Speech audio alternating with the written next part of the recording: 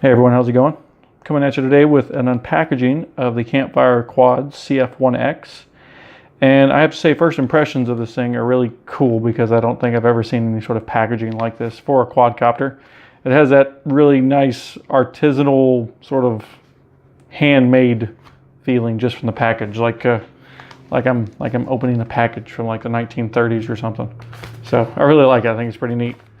So yeah, let's tear in here, see what we got. So I'll do the string and just tear it open. All right, so there we go. Everything in the bag there. Let's see what else we got in here. Nice build sheet, and I must say, I do like that. I've had so many frames, you know, you kind of have a good idea of how these frames go together, but this just helps.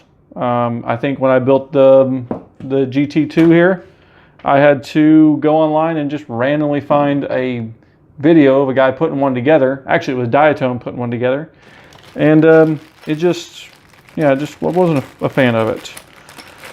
And look at this. They already include, I don't know if this was a mistake or they meant to do this, but I have 5 arms.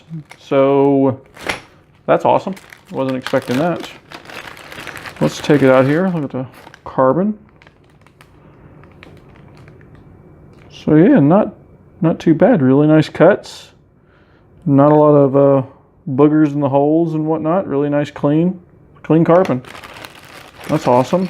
Check these guys out here. So these, I believe, are 5 mil thick arms. Let me zero this out. 4 mil thick, and they are 8 mils wide. So that's really good. Let's take everything else out here. So you have the hardware. Everything's all black. Nice little foam pad there. That's going to be nice for your battery, I think. Let's see what else we got. Here goes our plates, mid plate, bottom plate. So yeah, made in Canada. Nothing wrong with there. So not too bad. Not, you know, as frames go, this one is a purely racing frame. This one is, I believe, made specifically for racing. Not, obviously, you could use it for whatever you want. But this frame, I believe the purpose of it is to make one of the fastest, I guess, very nimble frames that you can really make. And also in the package included this, which is a 3D printed and very nice 3D print. I believe this is nylon, if I'm not mistaken. Canopy for everything. So as you can tell, this one is a kind of an all-in-one stack situation. You're not really going to be putting ESCs on the arms of this one. So yeah, well, I'm going to get everything all set up and probably do a quick time lapse of the build. The build looks fairly straightforward, and put it all together and come back and show you what it looks like all assembled. So I'm sitting here building the CF1 frame, and they have these press nuts here that kind of go into the mid plate. I'm not a big fan of hitting in, you know, these nuts. What I do, and I just wanted to kind of put it on camera on how I actually insert these nuts, because I also had them on the Talon as well. It has the press nuts. So the way I do it is I take one of the screws. So in this case, I'll just use one of the screws that came with the kit here. Take it and you screw this press nut. Screw it, you know, it's gonna have to stick to the carbon fiber enough. So screw it in about halfway, right? Screw that in. Then you take it, you stick it in there like that. So a little bit of that screw sticks out. Then what you want to do is get you an M3 metal washer. I don't know, if you don't have one, you don't have to use one. I like using it just so I don't, you know, mar up or scratch up the carbon fiber. And then take you an M3 nut here and screw it on And so what that's going to do is it's going to suck that press nut down on there. So you take it and you just tighten this up, and what you'll see is as you're tightening this up, if I get the focus here for me,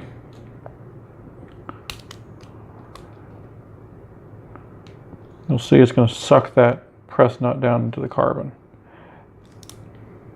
and you'll feel you can't really tighten it anymore. And then just loosen that nut,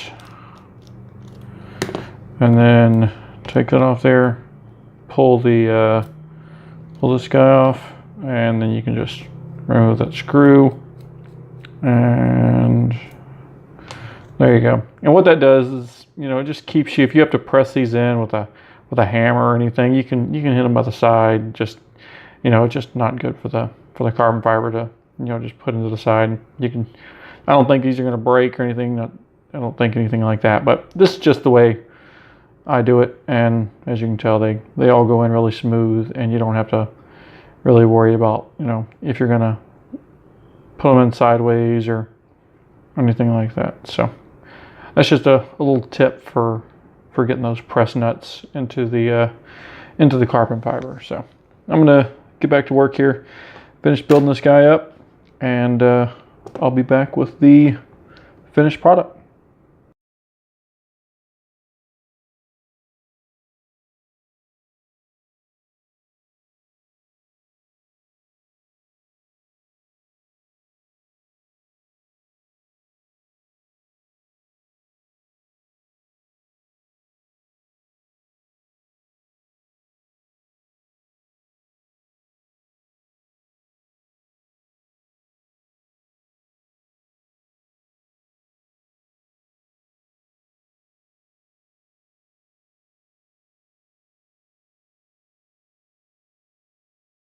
All right, so here we got the quad all built up, and I must say it's probably one of the quickest frame builds I think I've ever had. So it was really easy to put together, and comes out really good. I really like the frame. One of the things I must say that I was surprised, and I really like that this frame comes with, is the screws to hold in the micro camera. So this frame is really designed to hold really two types of cameras, the Foxeer or the Runcam micros.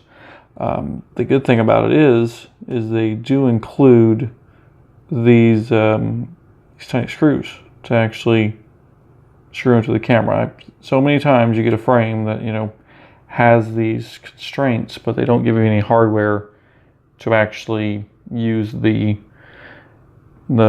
camera it's made to use here. Another thing about this one is it's actually made to use the tiny UFL antenna. I think it's called an AXII or an AX11. I'm sorry, I'm not 100% sure on the terminology there. But yeah, so far it looks really good. I enjoyed it, and it doesn't weigh anything. I was pretty surprised on the weight. So if I throw this on the scale here, let it zero out with the battery strap. Now this is no electronics, of course, so obviously it's going to go up a little bit, but just bare frame, it's 67.1.2 grams. So not super heavy, and that makes sense. From my understanding, this is a very race specific build. So yeah, so there's the frame all set up.